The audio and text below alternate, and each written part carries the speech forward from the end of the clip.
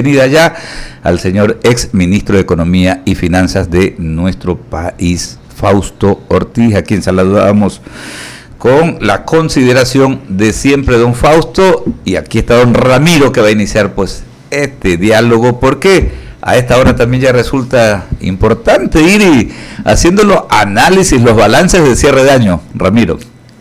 Fausto, ¿cómo te va? Buenos días.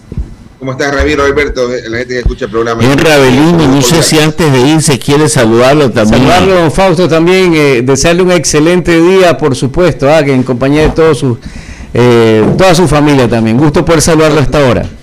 No lo reconozco sin el helicóptero. Saludos cordiales. Buena. Para que vea que el humor no es ajeno ni se escapa a nuestros entrevistados también. Fausto, se aprobó como se aprobó la ley. Yo creo que tenía capacidad de muchas mejoras, pero eso es lo que hay. Y esto es como en la cocina, se hace lo que se puede con lo que se tiene. ¿Qué se puede hacer con esta ley que está aprobada?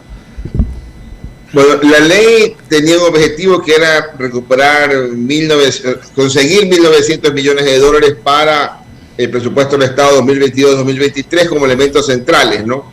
Y hacerlo una parte con impuestos que sean de forma permanente, que le genere algo así como unos 650 millones de dólares permanentes a partir del año 2023. Y una cantidad también importante de recuperación de recursos por el lado patrimonial, que le quita plata al sector privado para darle al sector público de forma temporal, dice el gobierno, para poder suplir los males de la pandemia y los recursos que ha gastado. Pero finalmente está terminando de complicar en la vida del sector privado, que le va a quitar recursos en lo que debería el sector privado trabajar en la reactivación. Habían por ahí otros objetivos también más pequeños, quitar el tema del impuesto a la herencia, por ahí también eliminar algunos obstáculos para que la gente pueda traer recursos al país y formalizar lo que en algún momento retiró de forma lícita, y una serie de cosas más que hay que ver el gobierno cómo le va a ir funcionando esta ley para que pueda generarle algún tipo de ventaja, al menos fiscal, que lo que hace es de alguna forma también complicarnos en la reactivación. No pueden existir al mismo tiempo un ajuste fiscal fuerte, que es lo que estamos por ver hacia adelante, más una reactivación. ¿Y por qué digo un ajuste fiscal fuerte? Lo estamos viendo ya también. El año pasado el déficit fiscal, el presidente Lasso decía que iba a ser algo así como 7.000 millones de dólares. Para este año será como 3.500 millones de dólares y para el próximo será quizás 2.000. Entonces, un ajuste fuerte de 5.000 millones de dólares en el déficit fiscal en 2 años es considerable. Buena parte del ajuste obedece también a la recuperación ya de ingresos tributarios e ingresos petroleros, pero también hay otra parte del ajuste en el lado del gasto. Fausto, ¿no te parece contraproducente que por un lado se invite a los capitales que estén afuera a regresar al país y por otro lado le das un mazazo clavándole impuestos al patrimonio? Sí, el tema del impuesto patrimonial es al patrimonio que estuvo vigente o que estuvo presente en el 31 de enero del 2021. Es decir, si uno creyera que esta fue la última reforma tributaria, el siguiente patrimonio que ingresa al país hoy día o mañana o el año 2022, ese ya no está afectado por el tema patrimonial. A ver, Fausto, eso está claro, pero es que en los últimos años este impuesto temporal ha sido constante. Fausto, eso yo lo tengo claro, pero el mensaje es que mientras tengas patrimonio aquí y haya una necesidad en el país, uno de los caminos es clavarte un impuesto patrimonial. Ya la receta está dada. Entonces estamos hablando de la seguridad jurídica y de la tranquilidad de los capitales que se encuentran cómodamente estando en lugares en donde la seguridad jurídica es lo primario. Claro, ese es el mensaje negativo de la reforma, ¿no? Te dice, si tienes capital y se te ocurre también, después de un año bueno, tener utilidades y se te ocurre ir a capitalizarlo, piénsalo bien porque mañana podrías tener ahí una amenaza de nuevos impuestos, ¿no? y entonces quizás es el mensaje de la ley, es toma la plata, mándala afuera y no la reinviertas, que es un mensaje muy malo, porque lo que queremos es que la plata que se genere, que se reinvierta, que se consiga más plata, que se la capitalice, que genere reactivación económica. Ese sería el norte, pero ya hemos visto que el gobierno se le fue la mano en el tema del impuesto patrimonial. De hecho, el Fondo Monetario decía que sea por un solo año y el gobierno lo está haciendo por 2 años en el caso de las empresas y 1 año en el caso de las personas, pero a doble tarifa. Sí, y el otro punto, Fausto, ¿no crees que ya con toda esta reforma sería una buena señal para el sector productivo que le bajen el ISD por lo menos un punto? Por supuesto, o sea, eso está desde hace unos cuantos años en la posibilidad del Ejecutivo de decir lo bajo por decreto con un informe del Ministro de Finanzas.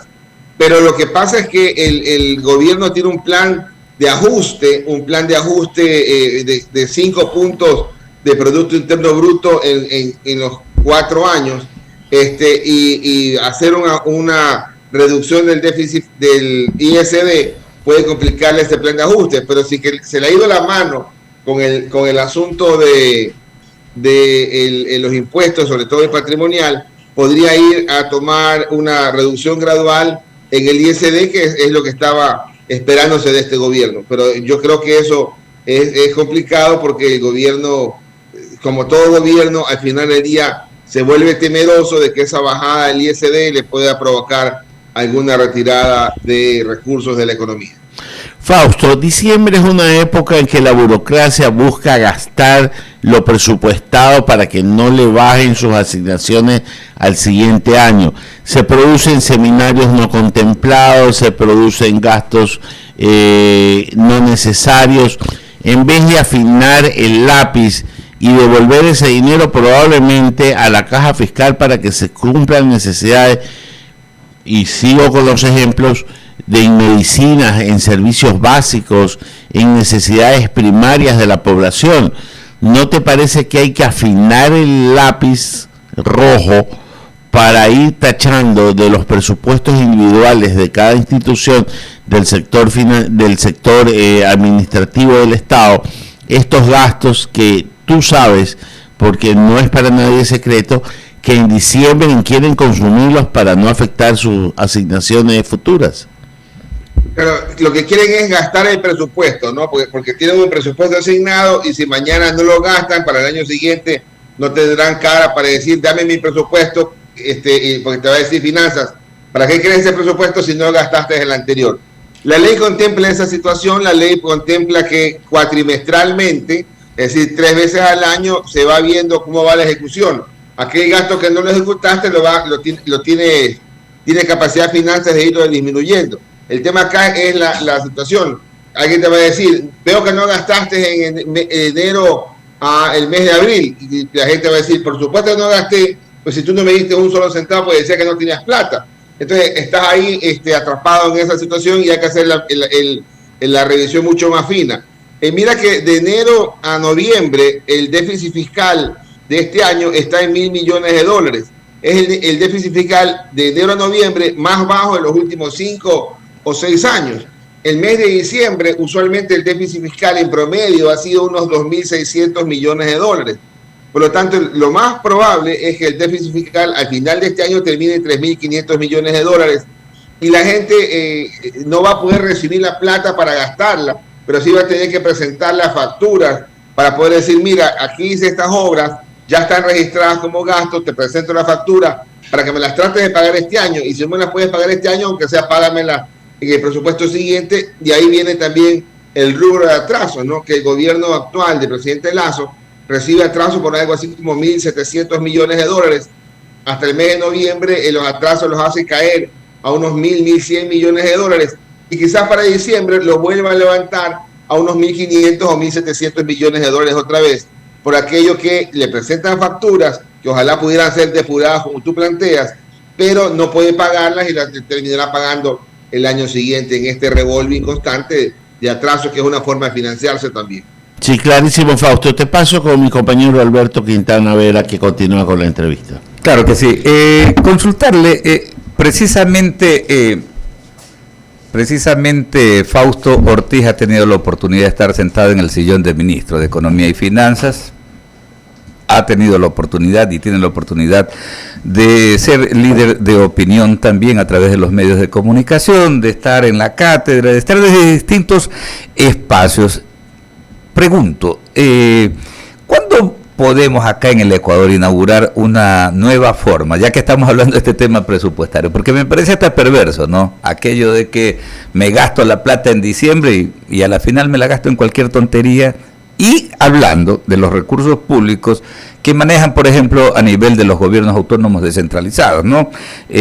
No hay una priorización, no hay un enfoque bien claro. Estas son las prioridades de mi comunidad para satisfacer precisamente todas las demandas que hay en los diversos territorios.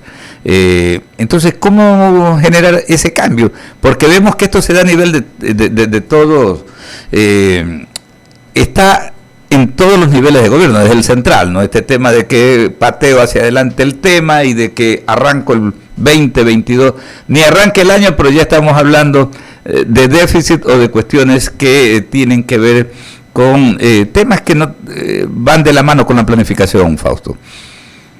Todo nace de la cabeza y los controles, ¿no? Yo recuerdo, para poner un ejemplo adicional de lo que planteaba Ramiro, había una institución ahí, el Ministerio de Agricultura, tiene un presupuesto hace unos 4 años, un presupuesto para plantas, para programas forestales, ¿no? Y no habían hecho nada, y de repente en el mes de noviembre y diciembre contratan cientos de miles de plantas para que hagan un vivero, gastaron todo el presupuesto y todas las plantitas se murieron porque no tuvieron una planificación adecuada. Entonces la gente a veces confunde y trata de botar la plata para que no pierda el presupuesto, cuando debería ser mucho más sensato hacer una gestión de control. Por eso digo, desde la cabeza hacia abajo tiene que estar claro el mensaje de que no puedes estar desperdiciando recursos en el sector público, en la parte del gobierno, ni en los sectores de gobiernos autónomos. Cada ministro tiene su presupuesto, cada área tiene que ir evaluándolo y vamos a ir chequeando cómo hacen los ajustes. Por suerte ahora hay mucha más difusión en la reforma presupuestaria de hace un par de años. Yo recuerdo que por ahí salía Guido Chiriboga de Creo a hacer escándalo con justa razón, porque decía, mira, hay aquí como $200 millones en un rubro de plantas, ¿no? Entonces, la presión logró que puedan hacer un recorte de ese tipo de cosas. Y a veces la gente no termina de entender por qué aparece tan fuerte un rubro que no se va a gastar.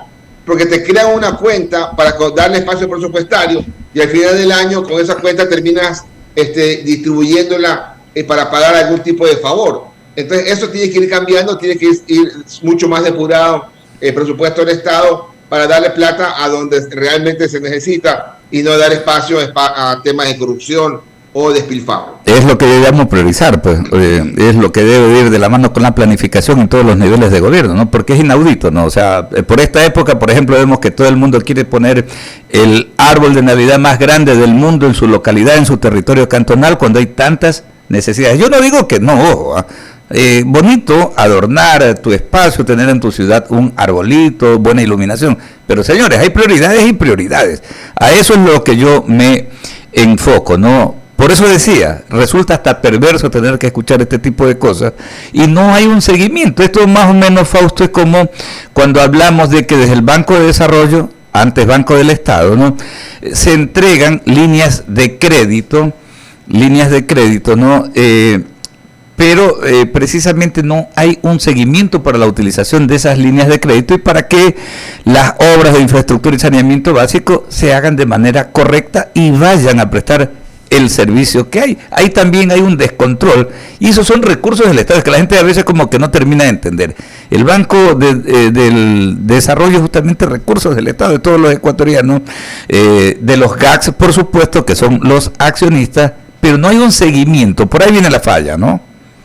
Claro, en esa parte el gobierno debería ser claro, decir, recibí esta cartera en este estado y esa cartera la estoy gestionando porque no se deteriore más y yo he otorgado este financiamiento y entrego ese financiamiento en este estado, porque no está bien que uno diga, vamos al Banco de Desarrollo, entonces porque ahí me dan plata y el ejercicio normal es no pagar esa plata. Eso no puede ser, porque estás afectando a aquel que quiere crédito y podría estar pagando porque su proyecto es muy bueno y podría estar descartando algunas cosas, ¿no? En esa parte sí, el gobierno que tiene recién, va para el 7º mes, tiene una tarea grande por delante, ¿no? Tenemos muchas expectativas todavía en lo que le resta al gobierno. El año 2022 será su primer año completo, donde ya no habrá excusa de decir, mira, recibí la economía un poco desacomodada, ahora él la acomodó la economía, tiene el año completo para hacer las cosas bien. Ojalá pueda priorizar la reactivación económica, la generación de empleo y sortear el tema político, ¿no? Y el tema político que se le viene en 2 semanas es el tema del salario mínimo vital, el salario básico unificado. ¿Qué mismo va a hacer el gobierno? Va a cumplir su palabra va a incrementar el salario de 400 a 500 dólares en 4 años, que más o menos le dice que debería subir 25 dólares en este diciembre, o al menos 12.50 para que trate de irlo acomodando. Esa es una tarea que también está pendiente, porque pasa un mensaje a la economía si el gobierno va a cumplir su palabra o si va a justificarlo adecuadamente de por qué razón sí puede llegar a tal o cual nivel. Porque la gente quedó un poco golpeada en el tema tributario, porque la gente decía, el gobierno me dijo que no iba a subir impuestos y sin embargo lo subió.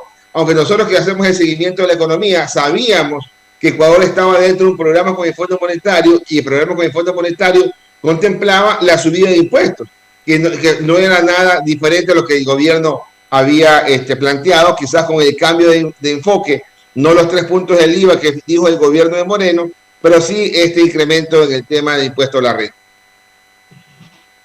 De mi parte, solamente algo adicional. ¿Qué recomienda Fausto Ortiz? Y esto es lo que tiene que ver con... hay varios parámetros, ¿no?, que tiene el Ministerio de Finanzas en consideración para la transferencia de recursos a los GACS, ¿no?